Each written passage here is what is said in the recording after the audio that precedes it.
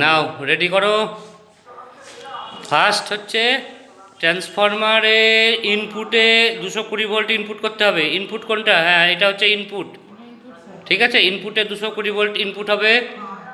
Output অতগুলো দেখো loop বেরিয়ে আছে। ঠিক আছে, দুটো কালার নিয়ে একটা ভোল্টেজ আউটপুট হচ্ছে, দুটো কালার নিয়ে একটা ভোল্ট। তাহলে তোমাকে ফার্স্ট কী করতে হবে, দুটো কালারে কত ভোল্টেজ বেরোচ্ছে আগে মাল্টিমিটার দিয়ে মেপে দেখে নিতে হবে। সেটা কিন্তু এসি, আর সেটাকে ডিসিতে কনভার্ট করতে গেলে ওখানে ডায়োড ব্যবহার করতে হবে। ডায়োড কীভাবে ব্যবহার করবো, একটা হবে হাফ ওয়েভ, মানে একটা ডায়োড দিয়েও করা যায়, আর একটা হবে ফুল ওয়েভ, মানে 4টে ডায়োড দিয়ে। 4টে ডায়োডের ব্রিজ সার্কিট কোনটা দেখাও। এটা হচ্ছে ব্রিজ সার্কিট, 4টে ডায়োড। তাহলে ফুল আগে হাফ ওয়েভটা করো, তারপর ফুল ওয়েভ করতে হবে। ঠিক আছে, নাও করো, রেডি।